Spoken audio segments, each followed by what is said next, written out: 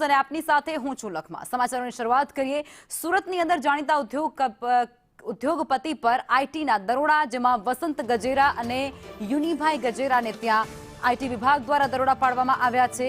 Diamond અને real એસ્ટેટમાં 30 જેટલી જગ્યાઓ પર તપાસ હાથ ધરાઈ છે। ખાસ કરી કતારગામ, પીપલોદ, વરાછા વિસ્તારની અંદર તપાસ હાથ ધરા રહી છે। સુરત સહિત મુંબઈમાં પણ આઈટી દ્વારા સર્ચ ઓપરેશન અત્યારે શરૂ થઈ ચૂક્યો છે। તપાસ ઊંડાણપૂર્વક હાથ ધરાઈ રહી છે અને એવા કુલ 30 જેટલા સ્થળો છે જ્યાં અત્યારે આઈટી વિભાગ દ્વારા અલગ અલગ ટીમો બનાવી અને એક સાથે તપાસ હાથ ધરી દેવામાં આવી છે અને તે અંતર્ગત સુરતની અંદર પણ અત્યારે તપાસ હાથ ધરવામાં આવી છે। સુરત આઈટી વિભાગ તરફથી લક્ષ્મી ડાયમંડને ત્યાં દરોડા પાડવામાં આવ્યા છે। ત્યારે જોઈ શકાય છે કે અત્યારે ઇન્કમ ટેક્સના ઓફિસરો છે તે લક્ષ્મી ડાયમંડની અંદર પ્રવેશી ચૂક્યા છે અને વહેલી સવારથી સર્ચ ઓપરેશન છે તે હાથ ધરવામાં આવી રહ્યું છે। બેનામી આવકના લઈને જે પેપરો છે તે તપાસવામાં આવી રહ્યા છે।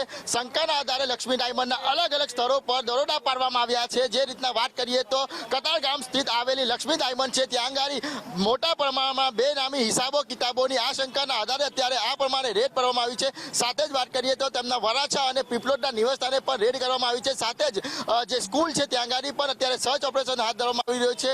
આઈટી વિભાગ તરફથી સતત વહેલી સવારથી જ આ પ્રમાણે દરોડા પાડીને તમામ જે મોબાઈલ, લેપટોપ અને કાગળિયા છે તે તપાસવામાં આવી રહ્યા છે। કારણ કે મુંબઈ અને સુરત ઇન્કમ ટેક્સ વિભાગ છે તે દરોડા પાડીને તમામ જે પુરાવા છે તે એકત્ર કરી રહી છે। શંકાના આધારે રેડ કરવામાં આવી રહી હતી અને આ જ લક્ષ્મી ડાયમંડ છે જે કતારગામ સ્થિત આવેલી છે। આ કતારગામ સ્થિત ડાયમંડમાં અત્યારે જે કહેવાય કે અલગ અલગ ટીમો બનાવીને ઇન્કમ ટેક્સ વિભાગ છે તે સર્ચ ઓપરેશન હાથ ધરી રહ્યું છે। એટલે આવનાર દિવસમાં જોવું રહ્યું કે કઈ રીતના ઇન્કમ ટેક્સને સફળતા હાથ લાગે છે। જે રીતના રેડ કરવામાં આવી રહી છે, આશંકા વ્યક્ત કરવામાં આવી રહી છે કે મોટા પ્રમાણમાં બેનામી વ્યવહારો થયા હોય અને ઇન્કમ ટેક્સની જે કહેવાય કે ચોરી કરી હોય, જેના આધારે જ અત્યારે રેડ કરવામાં આવી છે।